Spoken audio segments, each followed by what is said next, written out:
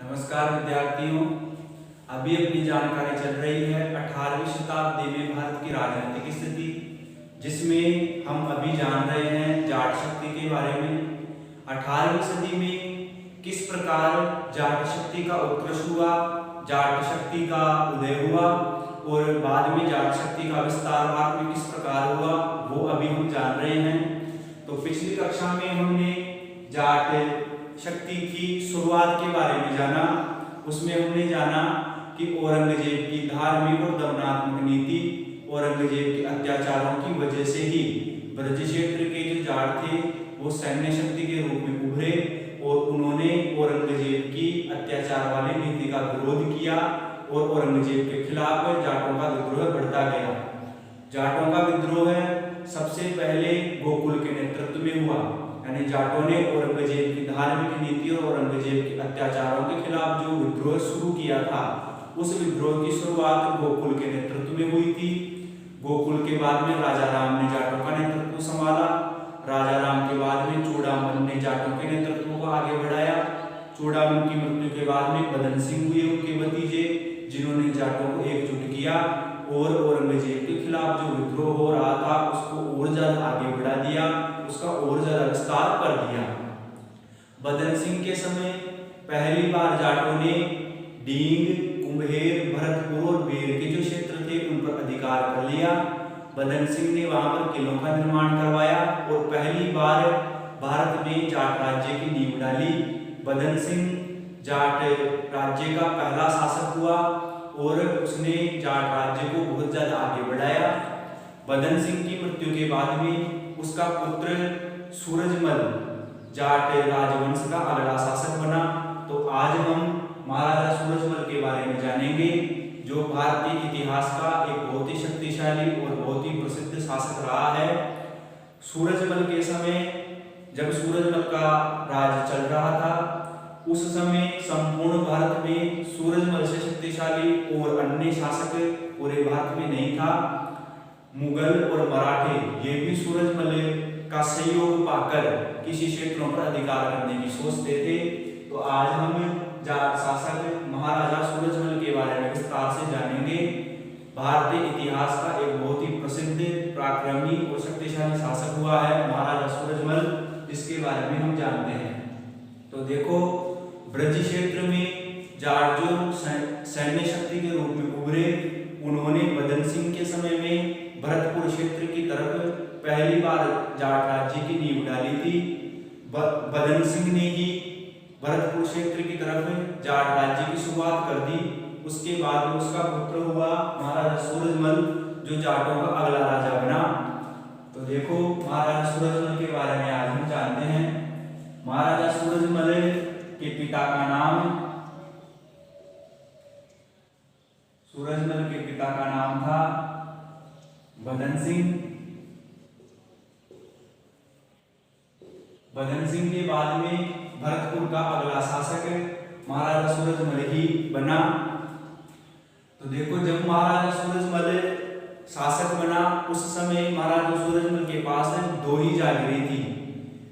बदन सिंह पहला शासक था जिसने जाट राज्य की नींव डाली थी। तो अभी जाट राज्य की शुरुआत हुई थी, इसलिए जाटों का जो राज्य था वो ज्यादा नहीं फैल पाया था। केवल दो ही जागीरें जाटों के पास में थी। तो जब महाराजा सूरजमल राजा बने, तो उस समय जाट राज्य में दो ही जागीरें थी, यानी सूरजमल के पास दो ही जागीरें थी। दो जागीरें कौन कौन सी? एक तो डीग की जागीर और एक भरतपुर की जागीर। जब सूरजमल जाट शासक बने, उस समय उनके पास मात्र दो ही जागीरें थी, एक तो डीग की जागीर और एक भरतपुर की जागीर। बदन सिंह ने जाट राज्य की राजधानी डीग को बनाया था, यानी जाट राज्य की प्रथम राजधानी थी ये, जाट राज्य की प्रथम राजधानी।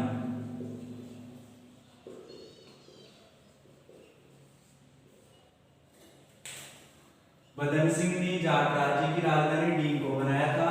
तो जब महाराजा सूरजमल शासक बने, उस समय भी सूरजमल की राजधानी शुरुआत में डींग ही थी।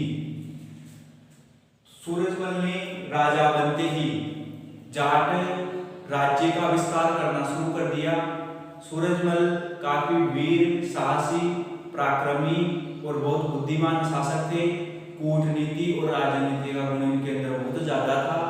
तो अपने इन्हीं गुणों की वजह से सूरजमल ने जाट जाति का बहुत ज्यादा विस्तार किया, जाट राज्य का बहुत ज्यादा विस्तार किया।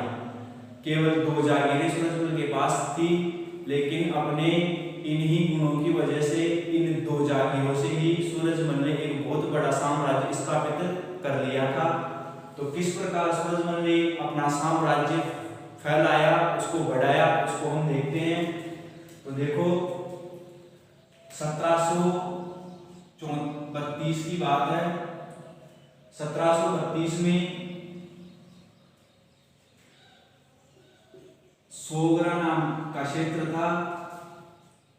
सोगरा के शासक में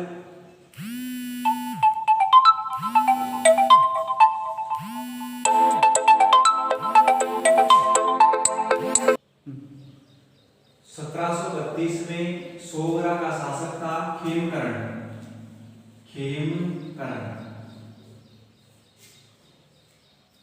भरतपुर के पास में एक जागीर है सोगरा, उस सोगरा का शासक था खेमकरण। तो खेमकरण और सूरजमल के बीच में युद्ध हुआ। सूरजमल ने खेमकरण को पराजित कर दिया, खेमकरण को पराजित किया,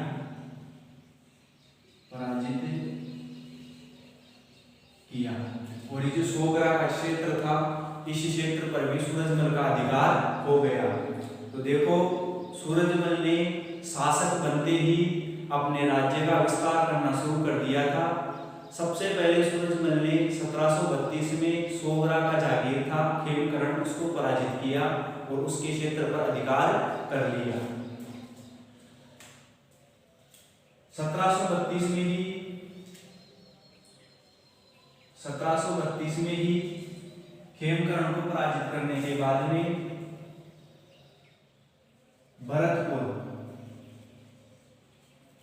भरतपुर में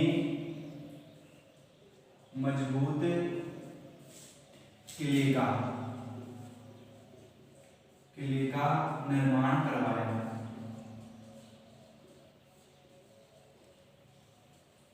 देखो 1732 में खेमकरण पर विजय हासिल करने के बाद में सूरजमल ने जो उसकी जागीर थी भरतपुर, वहां एक बहुत ही मजबूत किले का निर्माण करवाया।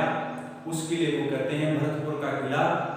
आधुनिक समय में भरतपुर के किले को लोहागढ़ का दुर्ग भी कहा जाता है। तो भरतपुर का जो प्रसिद्ध और मजबूत किला है भरतपुर का किला, जिसका नाम है लोहागढ़ का दुर्ग, लोहागढ़ के दुर्ग का निर्माण भरतपुर में महाराजा सूरजमल ने 1732 में करवाया था। और लोहागढ़ के बारे में आप अच्छी तरह से जानते हो कि संपूर्ण भारत का ये एकमात्र किला था जिसको ना तो मुगल जीत पाए थे, ना मराठा जीत पाए थे और ना ही अंग्रेज जीत पाए थे, इसीलिए इसका नाम लोहागढ़ पड़ा। सूरजमल ने 1732 में भरतपुर में जो मजबूत किला बनवाया, इस किले को जब तक भरतपुर का शासक सूरजमल रहा तब तक तो कोई इस पर आक्रमण करने की हिम्मत नहीं कर पाया। सूरजमल की मृत्यु के बाद में फिर आगे के शासक हुए या अन्य लोगों का इस पर अधिकार हो गया। तो उस समय भी भरतपुर का किला इतना मजबूत था कि समय समय पर मुगलों ने, मराठों ने और बाद में जब अंग्रेजों का राज स्थापित हुआ तो अंग्रेजों ने भी इस किले को जीतने के लिए बहुत बार प्रयास किए, लेकिन हर प्रयास में वो असफल हो गए। इसीलिए अंग्रेजों ने ही इस किले का नाम लोहागढ़ रख दिया था, क्योंकि अंग्रेज संपूर्ण भारत के किलों को जीत गए थे, लेकिन एकमात्र भरतपुर का किला ऐसा था जिसको अंग्रेज भी नहीं जीत पाए, इसीलिए इसका नाम लोहागढ़ रखा गया। और आधुनिक समय में भी भरतपुर के किले का नाम लोहागढ़ ही है, जिसका निर्माण सूरजमल ने करवाया था। भरतपुर में किले का निर्माण कराने के बाद में सूरजमल ने अपनी राजधानी डींग से हटाकर भरतपुर में ही स्थापित कर दी। तो सूरजमल ने अपनी राजधानी आगे भरतपुर को बनाया और भरतपुर तब से ही आगे भी जो जाट शासक हुए उनकी राजधानी भरतपुर ही रहा। तो जाट राज्य की प्रथम राजधानी डीग थी जो बदन सिंह ने स्थापित की, लेकिन सूरजमल ने भरतपुर में मजबूत किला बनाया और वहां पर अपनी राजधानी स्थापित की और भरतपुर ही फिर आगे के समय में भरतपुर राज्य या जाट राज्य की राजधानी रही। आगे देखते हैं सूरजमल ने आगे अपने साम्राज्य का विस्तार कैसे किया। तो देखो 1745 का साल, 1745 में सूरजमल ने मुगल बादशाह था मोहम्मद शाह है और अन्य मुस्लिम थे जिनको रोहिल्ले कहते थे, तो मुस्लिम शासक रोहिल्लों को और मुगल बादशाह मोहम्मद शाह को, इन दोनों को संयुक्त रूप से महाराजा सूरजमल ने 1745 में हराया।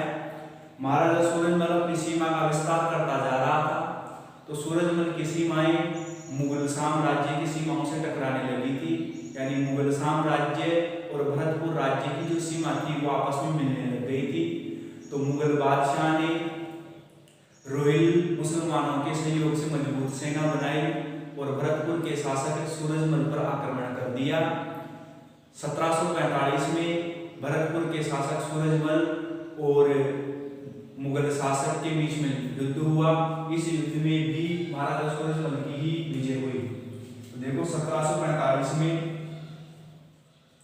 मुगल शासक मोहम्मद शाह है,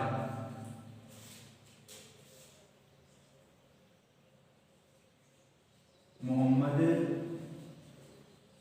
शाह है, वह रोहिलों को पराजित किया।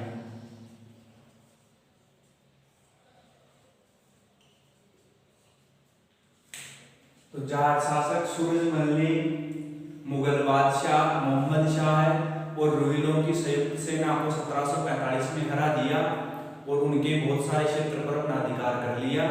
तो जाट राज्य का जो सीमा विस्तार था वो सूरजमल के समय में बढ़ता ही जा रहा था।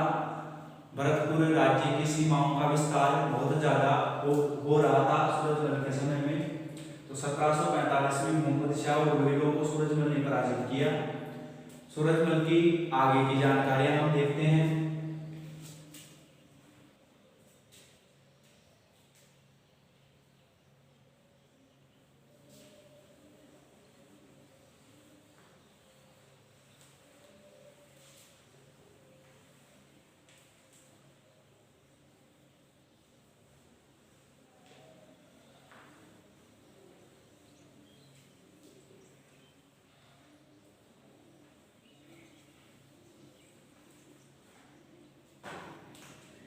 उसके बाद में 1754,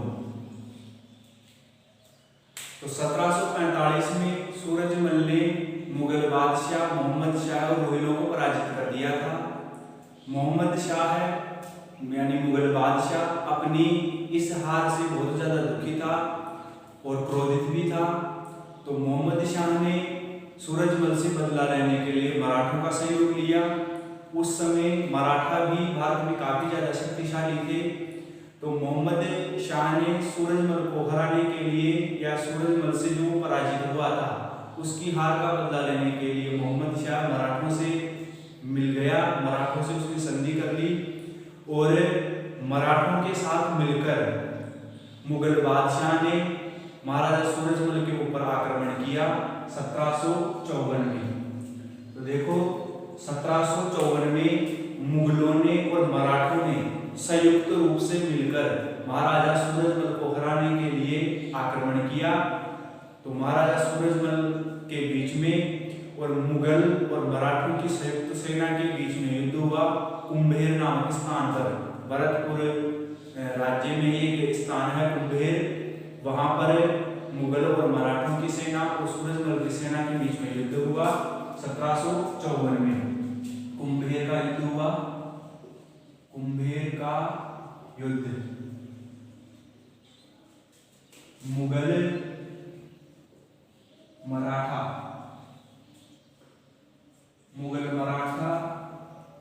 मुगल मराठों की संयुक्त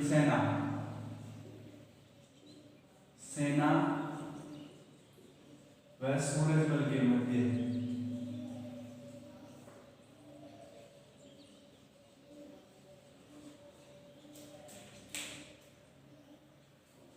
मुगल बादशाह सूरजमल से अपनी पराजय का बदला लेना चाहता था, तो उसने मराठों के साथ मिलकर सूरजमल पर आक्रमण किया। दोनों सेनाओं के बीच में कुंभेर नामक स्थान पर युद्ध हुआ, जिसे कुंभेर का युद्ध कहते हैं। 1754 में एक तरफ मुगल मराठों की संयुक्त सेना और दूसरी तरफ सूरजमल की सेना। लेकिन सूरजमल एक बहुत ही शक्तिशाली और पराक्रमी शासक था, तो इस युद्ध में भी सूरजमल ने मराठों और मुगलों की सेना को हरा दिया और उनको कुंभेर से वापस लौटा दिया। मध्य हुआ मुगल मराठों को हराकर कुंभेर से लौटा दिया। तो देखो, जाट शासक सूरजमल ने मुगल और मराठों की संयुक्त सेना को कुंभेर के युद्ध में हरा दिया और उनका जो सपना था सूरजमल को हराने का, वो पूरा नहीं हो पाया। मुगल और मराठों की सेना इस युद्ध में सूरजमल से पराजित होकर वापस लौट गई। तो सूरजमल अपने पराक्रम की वजह से अपने क्षेत्र का विस्तार करता जा रहा था। जाट शक्ति का विस्तार बहुत ज्यादा होता जा रहा था।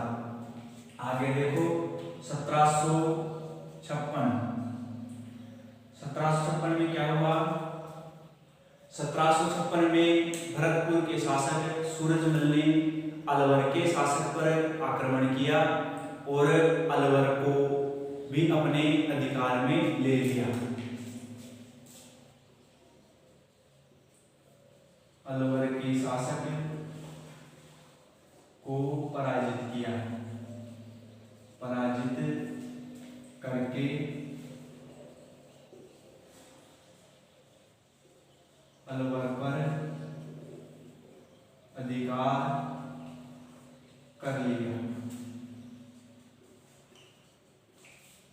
1756 में सूरजमल ने अलवर के राजपूत शासकों को पराजित किया और अलवर के राजपूत शासक को पराजित करके अलवर का जो क्षेत्र था, अलवर का जो राज्य था, उस अलवर राज्य को भी सूरजमल ने भरतपुर राज्य में मिला लिया।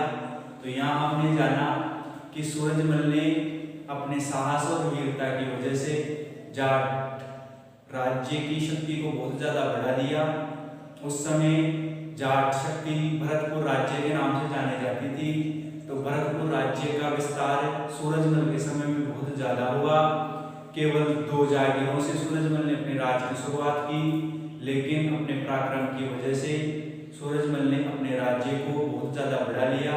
भरतपुर की सीमाओं का उसने बहुत ज्यादा विस्तार कर दिया। उस समय भरतपुर राज्य भारत का एक बहुत ही शक्तिशाली और एक बहुत ही महत्वपूर्ण राज्य बनकर उभरा। आगे देखो, 1756 के बाद में अलवर पर अधिकार होने के बाद में सूरजमल ने और भी अनेक युद्ध किए और उन युद्धों में भारत के जो अन्य महत्वपूर्ण क्षेत्र थे उन पर भी अधिकार कर लिया। तो अन्य महत्वपूर्ण क्षेत्रों में देखो, अलवर पर अधिकार करने के बाद में सूरजमल ने और किन किन क्षेत्रों पर अधिकार किया? तो क्षेत्र हैं, देखो, आगरा,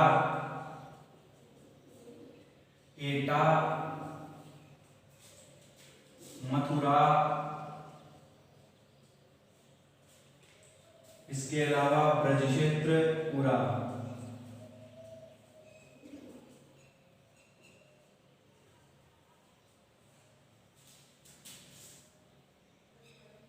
चंबल क्षेत्र,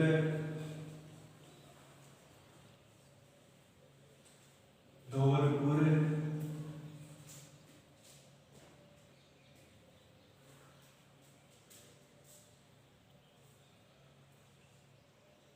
अलीगढ़, लक्ष्मणगढ़,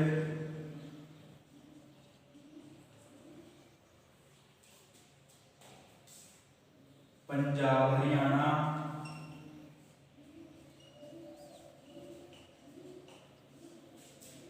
क्षेत्रों पर अधिकार कर लिया, अधिकार कर लिया। तो देखो, महाराजा सूरजमल ने अलवर पर अधिकार करने के बाद में भारत के अन्य महत्वपूर्ण और उन स्थानों पर जो अन्य हिंदू राजा थे या अन्य मुस्लिम राजा थे, कुछ स्थानों पर हिंदू राजाओं का राज था तो कुछ पर मुसलमान राजाओं का राज था। तो सूरजमल ने अन्य भारत के महत्वपूर्ण क्षेत्र जिन पर मुस्लिम राजाओं या राजपूत राजाओं का राज था उन सबको पराजित किया और उन क्षेत्रों को भी भरतपुर रियासत में या भरतपुर राज्य में मिला लिया। तो अलवर पर अधिकार करने के बाद में यानी 1756 के बाद में महाराजा सूरजमल ने अपनी शक्ति की बदौलत भारत के जो मुख्य क्षेत्र थे आगरा, एटा, मथुरा, ब्रज क्षेत्र, चंबल क्षेत्र, धौलपुर, अलीगढ़, लक्ष्मणगढ़, पंजाब और हरियाणा, इन सब क्षेत्रों पर महाराजा सूरजमल ने अधिकार कर लिया था। यानी उस समय सूरजमल संपूर्ण भारत का सबसे शक्तिशाली राजा बनकर उभरा था। किसी भी राजा की क्षमता नहीं थी कि वो सूरजमल को पराजित करके अपने क्षेत्रों को वापस ले सके। तो सूरजमल एक काफी पराक्रमी, वीर और बुद्धिमान शासक था जिसने अपनी कूटनीति और अपनी वीरता की बदौलत केवल 2 जागीरों से ही पूरे भारत में एक बहुत बड़ा साम्राज्य स्थापित किया था और जाट शक्ति को बहुत ज्यादा आगे बढ़ाया था। तो महाराजा सूरजमल के समय में जाट शक्ति का भारत में बहुत ज्यादा विस्तार हुआ और एक बहुत बड़े क्षेत्र पर जाट राज्य की स्थापना सूरजमल ने कर दी थी। आगे देखते हैं।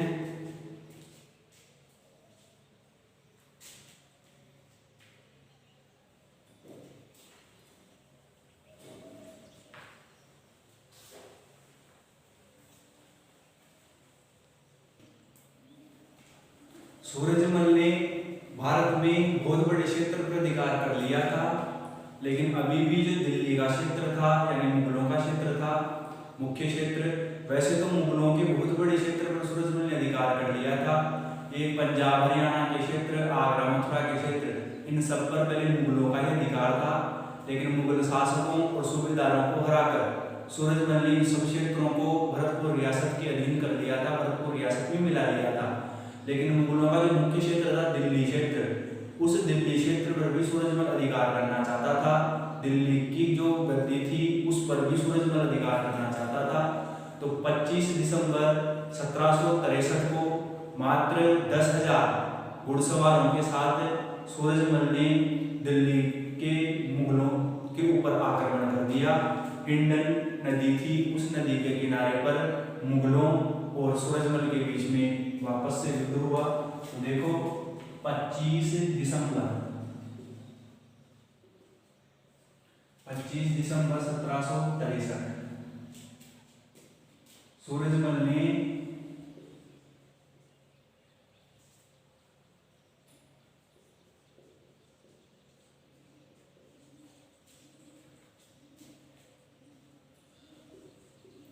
हिंडन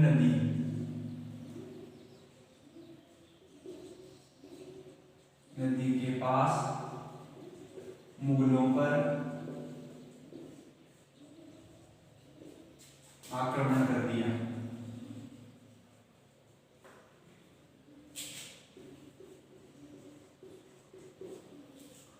दिसंबर 1763 में सूरजमल ने दिल्ली पर अधिकार करने के लिए हिंडन नदी के पास में मुगलों पर आक्रमण कर दिया।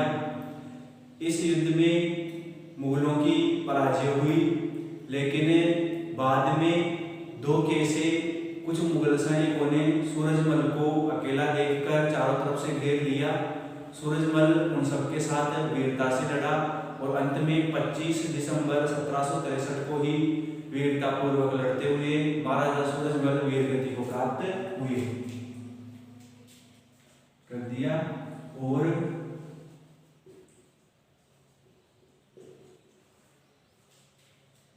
वीरगति को प्राप्त हुए। तो देखो 25 दिसंबर 1763 में सूरजमल ने मुगलों पर अधिकार किया था। हिंडन नदी के पास युद्ध हुआ था।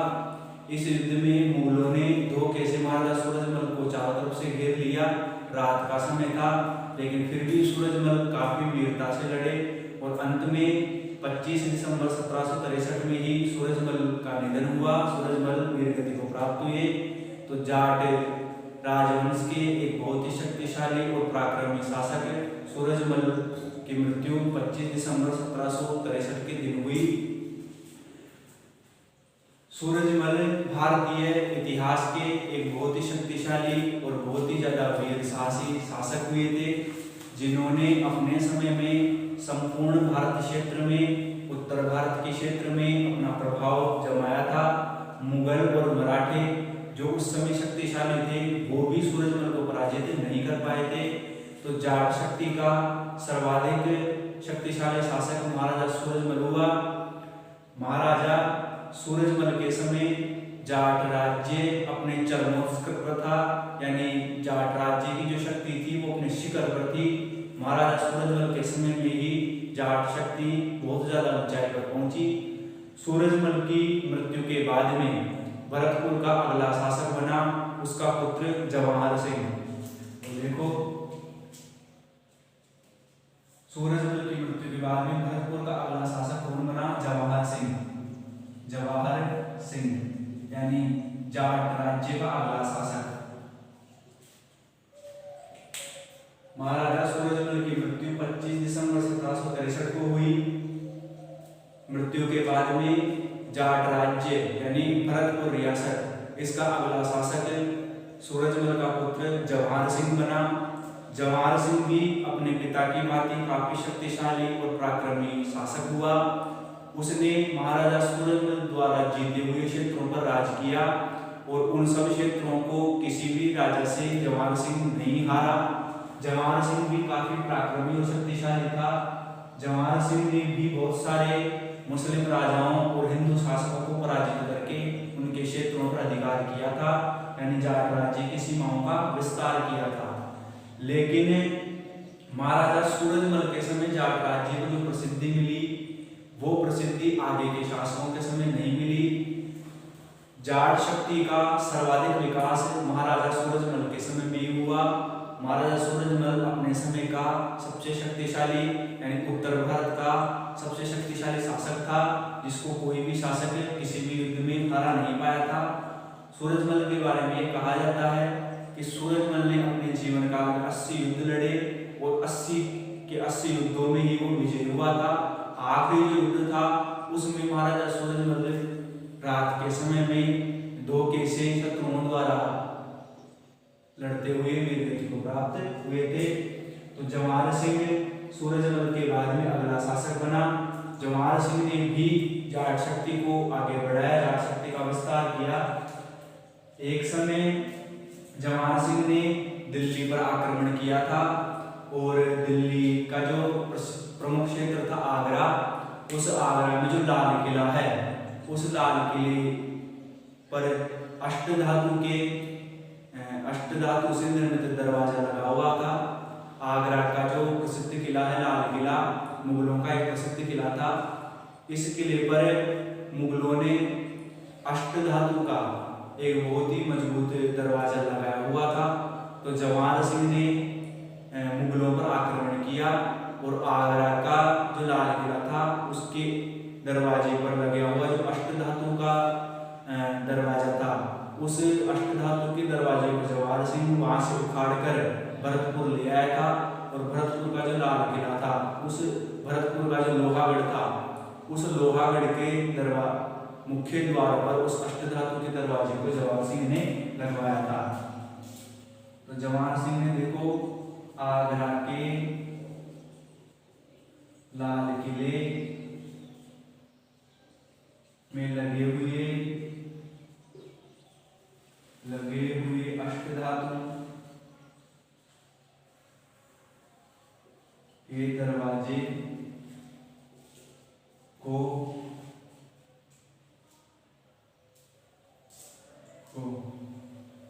तोड़कर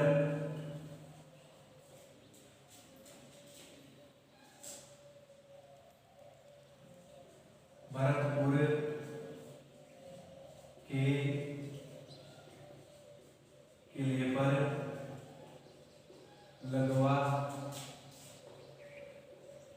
लगा दिया था।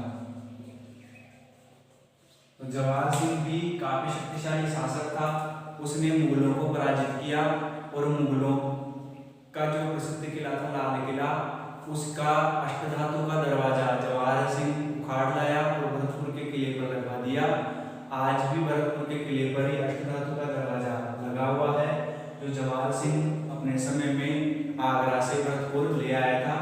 इसके अलावा जवाहर सिंह ने हिंदू धर्म का जो अपमान मुगल शासकों ने पुराने समय में किया था, उस अपमान का बदला लेने के लिए जवाहर सिंह ने एक समय में सिकंदरा में जो अकबर का मकबरा था, उस अकबर के मकबरे को जवाहर सिंह ने खोद दिया और अकबर के मकबरे से जो अकबर की अस्थियां थी, उन अस्थियों को निकालकर जवाहर सिंह ने उनका दाह संस्कार किया था। तो पुराने समय मुगलों ने हिंदू धर्म का जो अपमान किया, उसका बदला लेने के लिए जवाहर सिंह ने एक समय में अकबर की अस्थियों को निकालकर उसका दाह संस्कार किया, उनको जलाया। तो ये जवाहर सिंह के समय की कुछ प्रसिद्ध घटनाएं थी। तो जवाहर सिंह भी एक काफी शक्तिशाली शासक हुआ। जवाहर सिंह के बाद में भी भरतपुर रियासत पर जाट शासकों ने राज किया, लेकिन आगे आने वाले जो जाट शासक थे वो महाराजा सूरजमल और जवाहर सिंह की तरह ज्यादा शक्तिशाली नहीं हुए। उनके समय में फिर धीरे धीरे जाट शक्ति कमजोर होती गई, यानी जाट शक्ति कमजोर होती गई और एक समय में जाट आगे जाकर बहुत ज्यादा कमजोर, मतलब उनकी जाटों का जो राज था वो राज धीरे धीरे कमजोर होता गया। तो महाराजा सूरजमल के समय में और जवाहर सिंह के समय में जाट शक्ति बहुत ज्यादा प्रसिद्ध रही, लेकिन आगे आने वाले समय में धीरे धीरे जाट राज्य, जाटों ने जो भरतपुर में राज्य स्थापित किया था, वो राज्य धीरे धीरे कमजोर होता गया। उनका प्रभाव या जाट राज्य का जो प्रभाव था वो भारत के क्षेत्रों में धीरे धीरे कमजोर होता गया। अब अपनी अंतिम जानकारी है, जाट राज्य में महाराजा सूरजमल के बारे में हमने जाना। अब महाराजा सूरजमल से संबंधित अंतिम जानकारी को हम देखते हैं। महाराजा सूरजमल की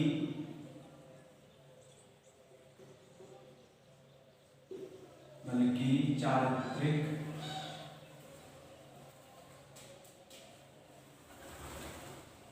विशेषताएं।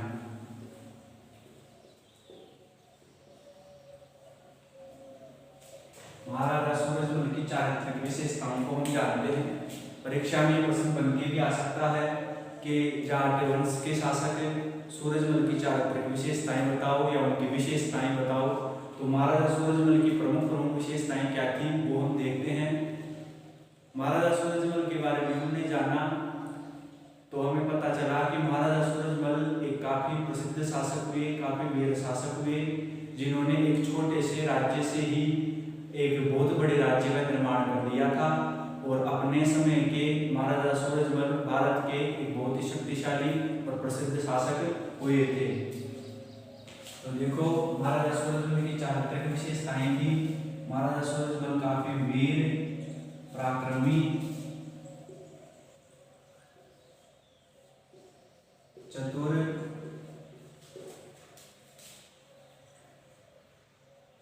कूटनीतिज्ञ,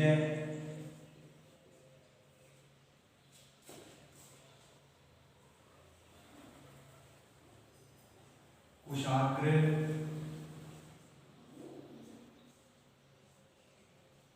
बुद्धिमान व राजनीतिज्ञ थे। महाराजा सूरजमल की चारित्रिक विशेषताओं में जो उनके प्रमुख गुण थे वो गुण थे कि महाराजा सूरजमल एक वीर, पराक्रमी, बहुत चतुर, कूटनीतिज्ञ, कुशाग्र, बुद्धिमान यानी बहुत तेज बुद्धि के और एक बहुत बड़े राजनीतिज्ञ थे। इन्हीं गुणों की वजह से सूरजमल ने मात्र 2 डींगों से अपने राज्य की शुरुआत की थी, लेकिन इन्हीं गुणों की वजह से सूरजमल ने जाट राज्य को या भरतपुर रियासत के राज को बहुत ज्यादा फैला दिया था और सूरजमल अपने समय के संपूर्ण भारत के सबसे शक्तिशाली राजा हुए थे। अपने इन्हीं गुणों की वजह से सूरजमल को जाट जाति का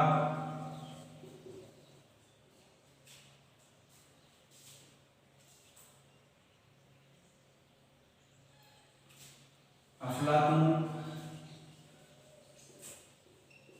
या प्लेटो कहा जाता है।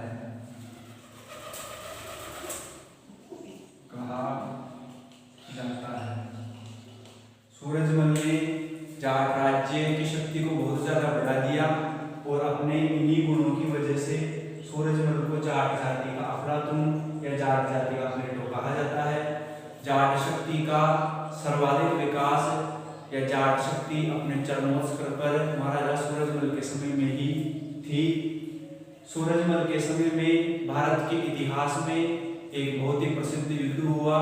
उस युद्ध को पानीपत का तीसरा युद्ध कहा जाता है।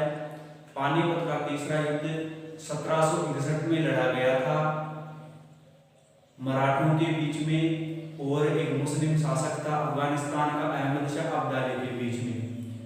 दोनों के बीच में पानीपत का तीसरा युद्ध लड़ा गया। उस युद्ध में महाराजा सूरजमल की महत्वपूर्ण भूमिका हो सकती थी, लेकिन मराठा शासक या मराठा पेशवा की कमजोरी की वजह से सूरजमल इस युद्ध में हिस्सा नहीं ले पाए और इसी वजह से मराठा ये युद्ध हार गए थे। तो पानीपत का जो तीसरा युद्ध है उस युद्ध में भी जाट शासक सूरजमल का बहुत ज्यादा प्रभाव था, जिसकी वजह से उस युद्ध के परिणामों पर बहुत ज्यादा गहरा प्रभाव पड़ा। पानीपत का जो तीसरा युद्ध था उसके बारे में विस्तार से हम अगली कक्षा में जानेंगे। यहाँ पर हमने जाट शक्ति के बारे में जाना और जाट शक्ति के सबसे शक्तिशाली शासक महाराजा सूरजमल को जाना। तो 18वीं सदी में भारत की एक प्रमुख शक्ति के रूप में जाट उभरे थे, लेकिन महाराजा सूरजमल के बाद में जवाहर सिंह हुए और जवाहर सिंह के बाद में जो अन्य जाट शासक हुए वो सूरजमल की तरह अधिक शक्तिशाली नहीं हो पाए और धीरे धीरे जाट शक्ति कमजोर होती गई। और एक समय में 18वीं सदी के बाद का जो समय आया उसमें जाट शक्ति धीरे धीरे कमजोर होकर समाप्त हो गई और केवल एक भरतपुर जो क्षेत्र था उस भरतपुर पर ही